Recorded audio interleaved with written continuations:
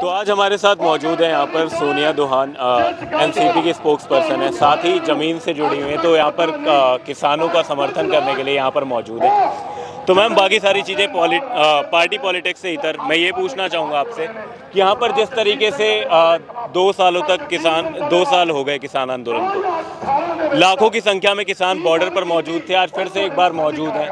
अब की बार क्या मुद्दे हैं, किन मुद्दों को लेकर यहाँ पर किसान यहाँ पर एकत्रित हुए? देखिए, पहली बात आपने पॉलिटिक्स की कही। मैं यहाँ पॉलिटिक्स की वजह से नहीं, मैं किसान की बेटी होने की वजह से आई हूँ, क्योंकि सबसे पहले मेरा धर्म किसान नहीं है और मैं किसान की बेटी हूँ। दूसरी बात, आप कह रहे हो मुद्दे की, मुद्दे तो 10 के 10 हैं। मुद्दे पहले भी वही थे, आज भी वही हैं। आपने बता दिया, आपने 3 किसान कानून वापस ले लिए, लेकिन आपने जो हमें लिखित में प्रोमिस दिए थे, जो आपने हमें लिखित में बताया था कि आप बिजली कानून वापस ले लोगे, आपने लखीमपुर खीरी में अभी तक सजा नहीं दी है।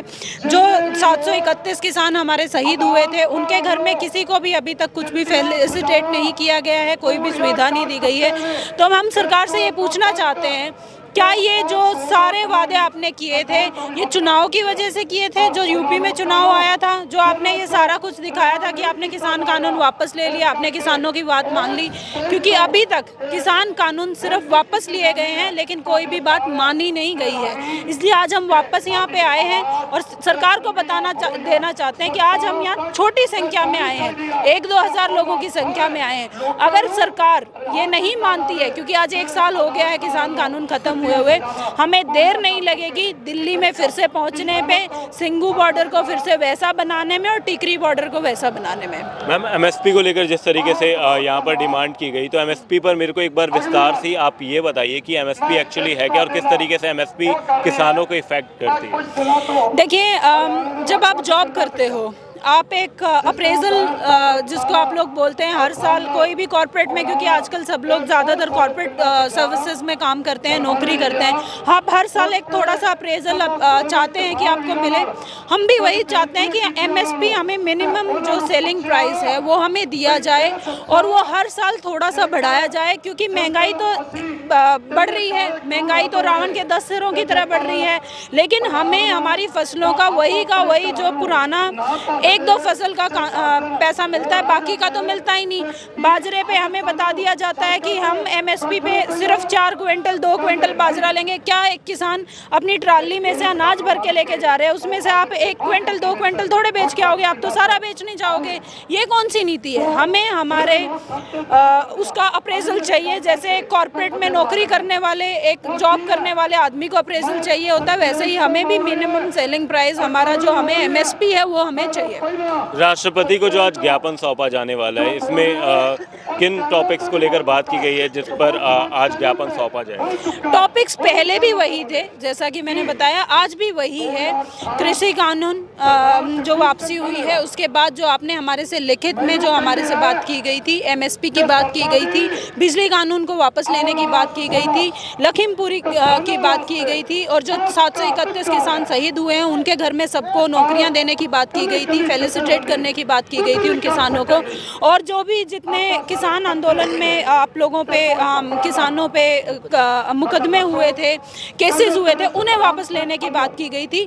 तो जो ये बातें हैं जो लिखित में हमें दी गई थी, वो आज तक भी नहीं हुआ है। किसी किसान से कोई केस वापस नहीं हुआ, ना किसी के घर में जो 731 कानून जो हमारे किसान शहीद हुए हैं उनमें किसी को नौकरी मिली है, ना हमें एमएसपी मिला है, सही हमारा जो सेलिंग प्राइस है वो मिला है, ना हमारा बिजली कानून वापस हुआ है। तो हम सेम मुद्दों को लेके आज भी जाएंगे। जो तमाम तरीके की नीतियां लेकर आई जाती हैं सरकार के द्वारा, कहते हैं कि किसानों के हित में है, किसानों के हित में है, तो ये जो हित है ये कहाँ चला जाता है कि जब वो हित किसानों तक पहुँचता ही नहीं?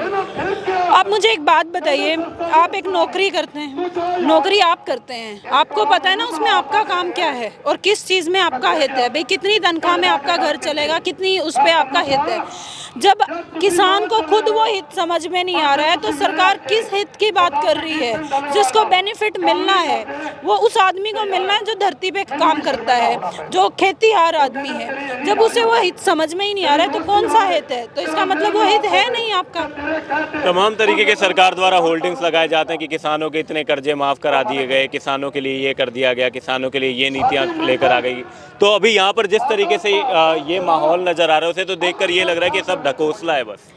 काश ये होर्डिंग से सरकार उतर के मैदान में आए, धरातल पे आए तो इनको पता चले। और जो लोग अपने आप को कहते हैं कि भाई जो प्रो सरकार बोलते हैं कि भाई सरकार ने ये कर दिया, कृपया आप 4 दिन, मैं ज़्यादा नहीं, 4 दिन आप किसी भी स्टेट में, चाहे वो हरियाणा हो, पंजाब हो, वेस्टर्न यूपी हो, राजस्थान हो, जहाँ खेती होती है वहाँ आप घूम के देखिए, आपको समझ में आएगा धरातल की सच्चाई क्या है। होर्डिंगबाजी से कुछ नहीं होता है, आखिरी में फ़ायदा और नुकसान हम लोगों का होता है, किसान का होता है। और किसान कहीं से भी फ़ायदे में नहीं है। किसान आज आत्महत्या कर रहा है, आज किसान का बच्चा आत्महत्या कर रहा है, आज किसान का बेटा जो स्टूडेंट है वो आत्महत्या कर रहा है। क्यों कर रहा है? इसी वजह से कर रहा है ना। भला बाप को खेती में कुछ बचता नहीं, बेटे को नौकरी नहीं और बालक को एडमिशन नहीं, तो हम तो चौतरफा मर रहे हैं। ना भाई हमने एजुकेशन, ना हमने नौकरी और ना हमारी खेती में हमने कुछ बचता। ओके, अगर हमारा कुछ नया प्राणा नहीं है खेती में, कुछ भी नया प्राणा सच में नहीं बचा है। तो कॉरपोरेट्स को लेकर जिस तरीके से फ़ायदा पहुंचता है, जिस तरीके से अडानी बीते कुछ 2 से 3 सालों की अगर मैं बात करूं तो टॉप 10 में भी नहीं था, अब अचानक से वो दुनिया के सबसे टॉप शख्स बनकर बैठे हुए हैं, दूसरे सबसे अमीर शख्स। तो किस तरीके से किसानों का ये जो फ़ायदा है वो उस तरीके से कॉरपोरेट्स के पास पहुंच रहा है जो असल में किसानों के पास पहुंचना चाहिए था कि किसान खुशहाल होते। किसानों की जिस तरीके से बात की जाती है, जिस तरीके से किसानों के ही उत्पाद हैं जो रिलायंस के स्टोर्स में और बाकी जगह पर इतनी ऊंची कीमत पर बिकते हैं और उसके बाद भी किसानों को उसका फ़ायदा नहीं है। पहली बात तो मैं एक बात बताना चाहती हूँ, जब सारे लोग बोलते हैं भाई ये तो ना कुछ लोगों का जो खेती करते हैं उनका आंदोलन है, ये तो उन लोगों वो लोग लड़ रहे हैं। मैं ये बात कहना चाहती हूँ ये हमारा आंदोलन कम है, कल को हम तो लड़ा के अपनी ज़मीन बचा लेंगे। ये उस आदमी का आंदोलन ज़्यादा है जो आखिरी में खाता है, जिसके घर खेती नहीं है, ज़मीन नहीं है। क्योंकि हमारे तो अपनी गेहूँ आती है, हमारे तो अपना चावल आता है, तेल भी अपना आता है, लेकिन भोले मानस उस आदमी को आटा कहाँ से आएगा जिसके घर जमीन नहीं है, जो रोज खाता है, रोज कमाता है, मजदूर की मर है, जिसके घर जमीन नहीं है। क्योंकि हम तो आपस में कल को पहले भी बाटलर सिस्टम चलता था, भाई गेहूं के बदले में ये दे देते थे, फलानी चीज़ के बदले में, फसल के बदले में चीज़ें लेते थे, उसको बाटलर सिस्टम। हम तो फिर से उस पुराने सिस्टम पे चले जाएंगे, पैसे में नहीं बेचेंगे।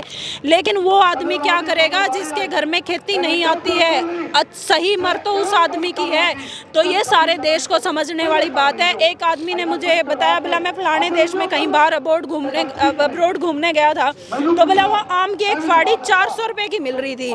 तो आज हम जिस देश में रह रहे हैं वहाँ एक रिक्शा पुलर बेचारा जो रोज की मजदूरी करता है 300 रुपए की, वो भी 1 किलो आम घरा लेके जावे। लेकिन जो ये सरकार प्राइवेट प्लेयर्स को बेनिफिट कर रही है, किसी का आपने जिनका नाम लिया और भी कई सारे हैं, उनको बेनिफिट करने के लिए ये काम दूर नहीं होगा कि हमारे देश में भी 400 रुपया की आम की फाड़ी मिलेगी, 90 रुपए किलो आम नहीं मिलेगा। 400 किलो आम की 400 रुपए की एक फाड़ी लेके खाओगे, हम भी खाएंगे और आप भी खाओगे, मारे तो मारा हुआ है, हम खा लेंगे। आप अपना सोचो। तो ये एक आदमी का नहीं, एक किसान का नहीं, ये मजदूर का भी है, नौकरी करने वाले का भी है, किसान का भी है। ये सबका आंदोलन है, सबको लड़ना पड़ेगा और सबको जवाब देना पड़ेगा। सरकार के ये जो नियम है उनका आड़तियों पर किस तरीके से असर पड़ता है? क्योंकि आड़तिये किसानों की जो जिंदगी है उसमें एक बहुत बड़ा रोल निभाते हैं। देखिए, आड़ती एक तरह का हमारे एक हरियाणा में, मैं हरियाणा की हूँ, हरियाणा में क्या करें, रात का गहना है, तो मारा तो आड़ती रात का गहना है। भाई मारे घर कोई बीमार हो जावे, मारे घर कोई शादी हो, तो बैंक थोड़े ना आपको एक फ़ोन पे लोन दे देता है। ये बेचारा आड़ती है जिसका एक फ़ोन करें भाई इतने की ज़रूरत है, दिए, वो दे देता है। एक नॉमिनल पैसे पे, एक नॉमिनल आपको एक इंटरेस्ट पे वो पैसा दे दिया जाता है। आप तब वो चुकाते हो जब आप 6 माही अपना फसल वहाँ डाल के आते हो। क्या हमें बैंक वो चीज़ देगा? और उन लोगों लोगों की, उन बेचारे आड़तियों की ज़िंदगी भी इसी पे चलती है कि हम उनके अपनी फसल डालते हैं, वो हमें रात बेरात हमारे रात का गहना है, तो हमारे रात का गहना या सरकार छीनने लग रही है और उन बेचारों की रोजी रोटी छिन जाएगी। वो जाएंगे कहाँ जो 7 पुश्तों से यही काम कर रहे हैं। और हम तो खुश हैं, हमारे आड़तियाँ थे, हम तो सेम सिस्टम से खुश हैं, हमें तो कोई बदलाव नहीं चाहिए। जब हमने बदलाव नहीं चाहिए तो यह सरकार हमारे ऊपर बदलाव थोपन क्यों लग रही है, ये बात का जवाब दे। अंत में इस आंदोलन के माध्यम से कोई संदेश जो आप सरकार तक पहुंचाना चाहते हैं? अभी एक बात बोली भाई, जो हमारे सर छोटू राम थे, एक बात बोलते थे, बोले बोलना सीख लो, बोलन का साथ साथ भाई पूछना भी सीख लो। भाई जो नेता आया है थारे घर, उसने करया क्या है थारे खातर, वो पूछना भी सीख लो।